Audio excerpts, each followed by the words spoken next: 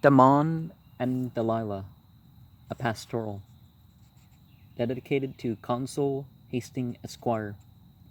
Young Damon, blessed with wit and art, in vain for lovely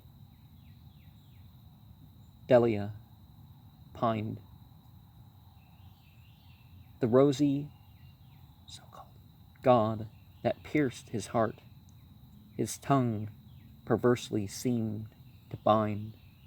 At length the timid swain essayed a random word and causal tone, and kindled in the conscious maid a smile responsive to his own.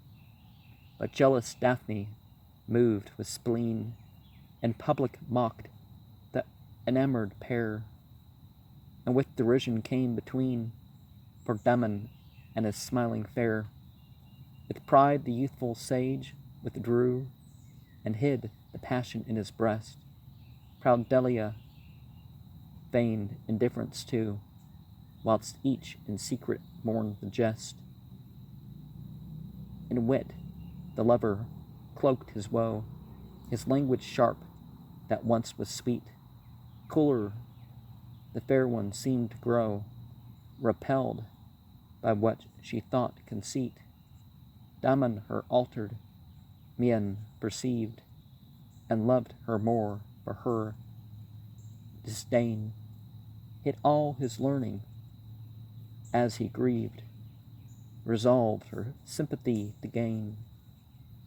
Mark now the metamorphosis that turns a scholar to a clown. With rueful jest he courts his miss, and tries to laugh away her frown. One day the village Vieux Bellis fared forth at dawn in festive mood, to view the verdant rural dells, and wander through the neighboring wood. Two serving men a basket bore, replete with dainties for a feast. Each nymph and swain a bright smile wore, their joy by nature's charms increased. O'er grassy plain and flowering slope, the sportive train delighted danced, inspired by vigor, youth, and hope, and by the pleasing scene entranced. How blessed the groves and leafy bowers, how cool the shade of every nook, how green the moss, how gay, choice, the flowers, how sweet the music of the brook. Amid the feasters Damon moved, a cloud of sadness o'er his face, whilst near at hand was she he loved, delightful in her artless grace. The youth with love grown pale and thin walked shyly, lest he seemed absurd. For studious swains oft raise a grin among the fairest by deed and word. But thou, he felt a lover's fear, and strove his Delia to ignore. His steps unguided drew him near the nymph he could not but adore. With downcast glance and muffled sigh, the embarrassed swain his fair addressed. The maiden murmured a reply, as slow they strayed from all the rest. No well-formed thought the pair propelled, no settled goal allured their feet, but close, in Paphian bondage held, they stumbled on a snug retreat. Gay, choice, was the floor where daisies white and violets blue relieved the green. The roof with blossoming vines was bright, and twining myrtles decked the green. Here sat the lovers shy and still, scarce knowing they were hand in hand, as from beyond a sheltering hill flew soft a gentle feathered band. Down to a bough close by the pair, secluded yet within their view, there fluttered through the fragrant air two wooded doves of snowy hue.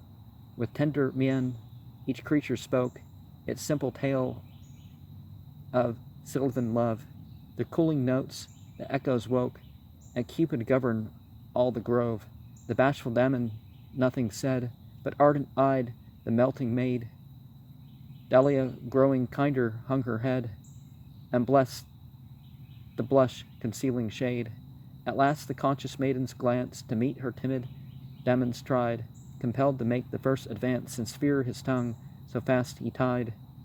Damon, she whispered, see how these sagacious birds their hearts reveal, with sequestered bowers at ease, where no sour Daphne's jest may steal, no foolish pride their speech restrains, no cold conceit their ardor chills.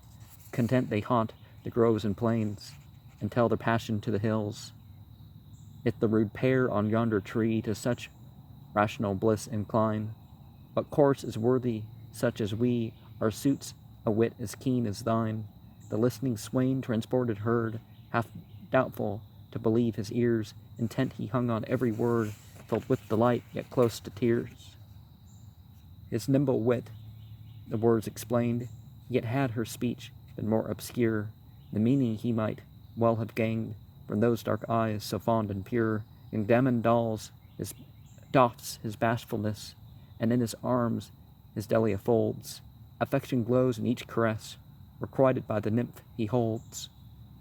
Thus gained the pair that lasting joy, which soon was sealed by wedlock's right, which naught may weaken or destroy, and which the years but make more bright. Ye nymphs and swains, a mortal take from Damon and his comely bride. Let no proud whim your young hearts break, but look to nature as your guide. And certainly, there comes a time where emotion is not, people call it borderline personality disorder, but just because emotion is not what you tell it to be, doesn't mean that it's a mental illness or something.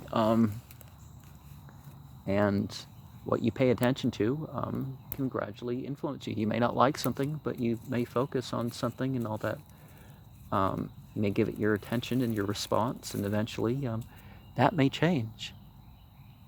But sometimes it's an act, and, she loves you all along, but, as long as you're treating her right, not that you